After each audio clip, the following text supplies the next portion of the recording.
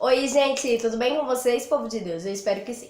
Eu sou a Maria Eduarda e esse é o nosso canal. E hoje está começando mais um vídeo de uma conversa. E como vocês já viram aí no título do vídeo, realmente é um título muito curioso. E é um assunto bem legal, porque foi um assunto que me chamou a atenção. E eu resolvi gravar esse vídeo e passando as ideias que eu consegui recatar pra mim, certo? Eu vou falar um pouquinho aqui de alguns argumentos de um ator de um livro que eu estou lendo, Augusto Cury, né? Análise da Inteligência de Cristo, volume 1, O Mestre dos Mestres, Jesus, o maior educador da história. É isso. Dentro do livro ele resolve falar de um assunto, de uma tese, que é Jesus. É um personagem real ou imaginário? Ele realmente foi uma pessoa que existiu, que andou e respirou sobre a face da Terra, ou ele é somente um personagem fictício que certos historiadores inventou? Então é um assunto bem legal. O que eu vou fazer? Como eu li esse capítulo que eu adorei, eu meio que fiz um resumo, peguei os argumentos que são bem legais, que são os argumentos que fazem sentido para o autor, né? Como para mim também fez sentido, eu achei muito legal, eu resolvi compartilhar com vocês, certo? Então, antes da gente entrar um pouquinho mais no assunto e nos argumentos, eu já quero te convidar a se inscrever no canal, a deixar o seu like e também me seguir nas minhas redes sociais que estarão aparecendo aí na tela, certo? Bora lá começar então esse. O autor vai dizer que ele tinha uma certa curiosidade sobre a vida de Jesus, sobre a história de Jesus, né? Ele tinha uma curiosidade porque ele se considerava um ateu, né? Mais do que os grandes ateus, né? Os grandes filósofos ateus. E ele vai dizer que quando a gente tem uma dúvida, não é errado você investigar sobre o assunto, né? Claro, não é errado, não é feio, né? E ele foi então investigar sobre esse assunto porque ele queria saber se era real ou imaginário.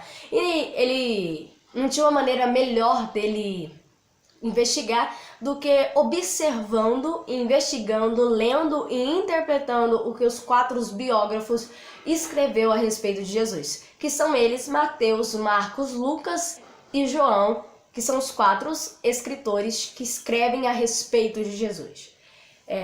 E é claro que, como ele diz, nos 4 livros, nas 4 biografias, eles escrevem, cada uma escreve partes diferentes. Com isso, nós percebemos que eles eram investigadores de alguém que mudou a história deles, que mudou a vida deles, né? Então, por isso que tem características diferentes em cada biografias, porque eles investigou, né? Então, aquilo que chamou a atenção deles, aquilo que mais refrisou na vida deles, era o que eles registravam em suas biografias, né? Então vamos começar o primeiro argumento, que ele fala sobre Jesus ser uma pessoa que realmente existiu e andou sobre a terra. Se o evangelho fosse invenção, eles não falariam mal de si mesmo e muito menos mostrariam a fragilidade de Jesus. Ou, por exemplo, se Jesus fosse um personagem fictício, eles não mostrariam a fragilidade de seu personagem. Eles não iriam colocar isso em suas histórias. Eles não iriam colocar a fragilidade desse personagem, assim como quando Jesus foi preso. Ao invés de Jesus ser entregue a aqueles que iriam matar ele, eles iriam colocar algo sobrenatural, de que naquele momento Jesus ia fazer algo, né, fenomenal. Ou até mesmo quando Jesus fica em silêncio. O ator também vai falar sobre esse argumento.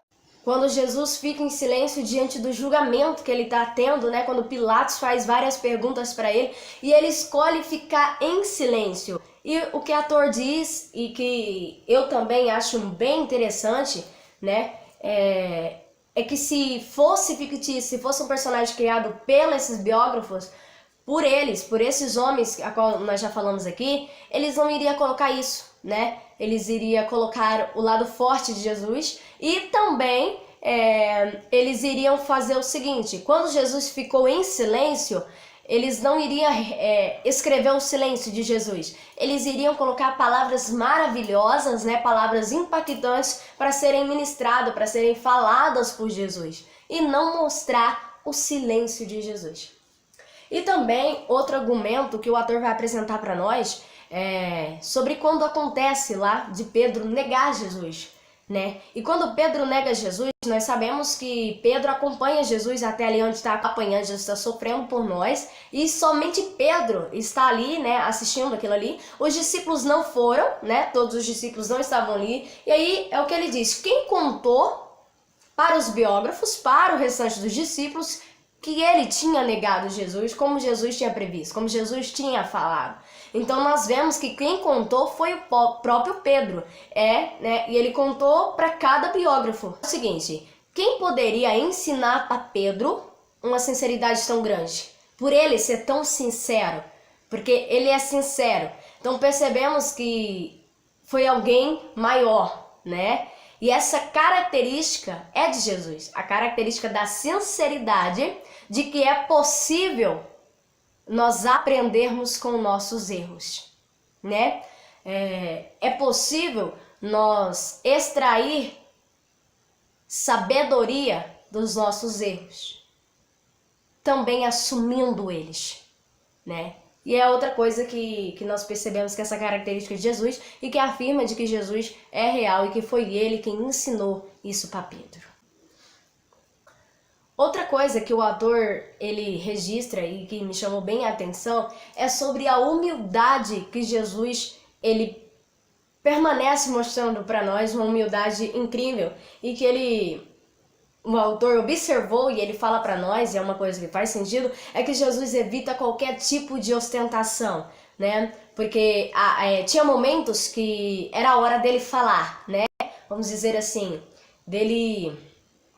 era a hora dele abrir para a sociedade, para mostrar que ele era, né? Quem ele era, na verdade, né? Alguém grande.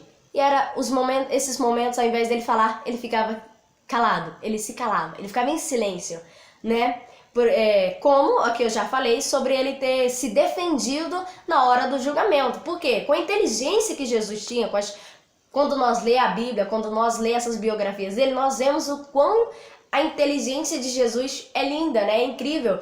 Então ele poderia ter se defendido com palavras maravilhosas e teria mostrado para todo aquele público, para todas as pessoas que estavam ali, né, o quanto ele era diferente, o quanto ele era incomum, o quanto a sabedoria dele era grande, a inteligência. Mas não, ele usou o silêncio. Então Jesus, ele tem uma característica, uma personalidade, o que o autor está tentando passar para nós, uma personalidade de uma pessoa simplesmente incrível e incomum.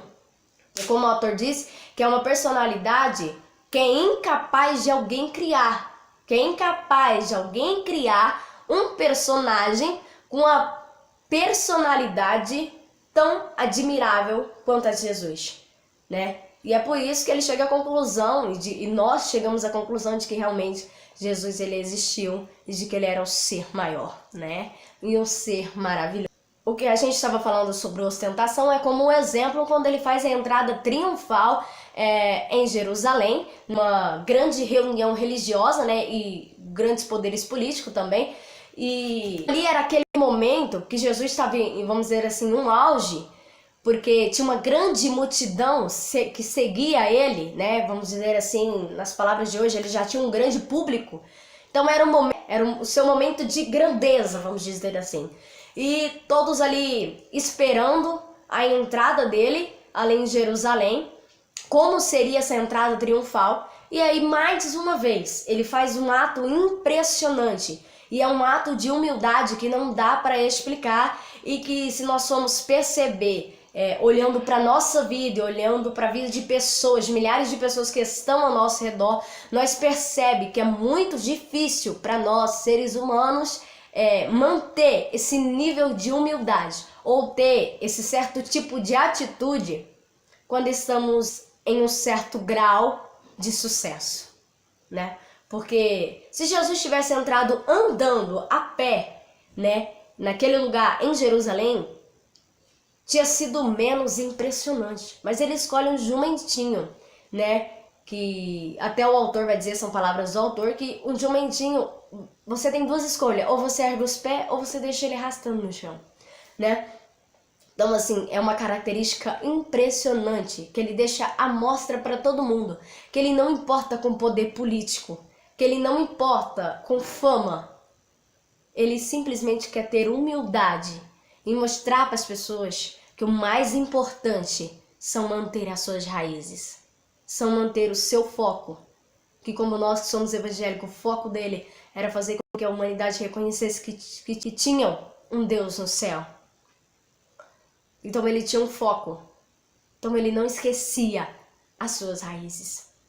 A gente já falou aqui um pouquinho sobre Pedro, né? E eu já disse também um pouquinho sobre essas histórias, né? Tem diferenças entre as 4 biografias. Como a prova disso é Pedro, como nós já falou aqui sobre Pedro negar Jesus.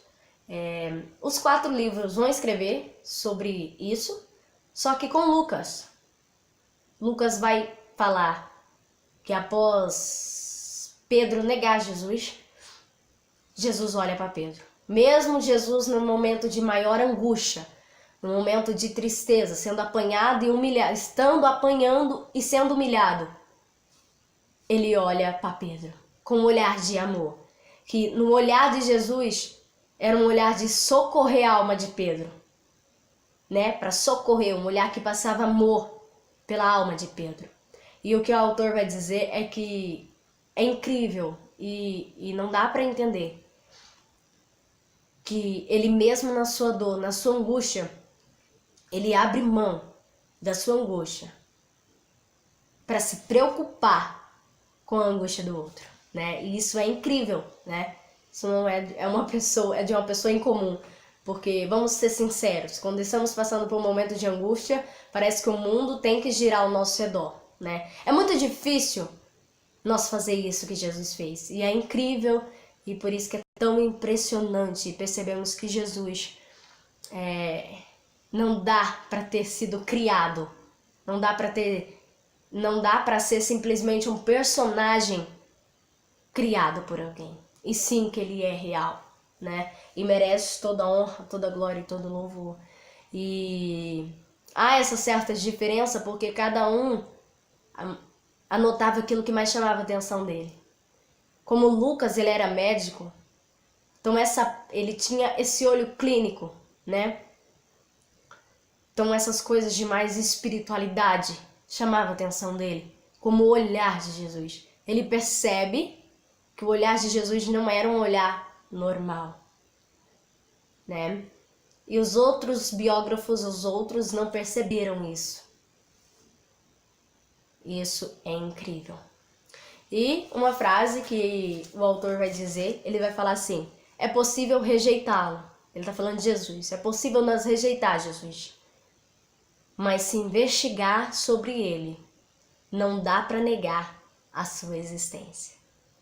Gente, muito legal. Eu espero que vocês tenham gostado deste vídeo, né? É claro que talvez fique um pouco meio confuso, eu não sei, assim, eu falando, mas lendo o livro é muito legal mesmo. E toda a honra, toda a glória, todo louvor seja dada a Deus. Eu espero que vocês tenham gostado. Um beijo no coração de vocês, ricamente.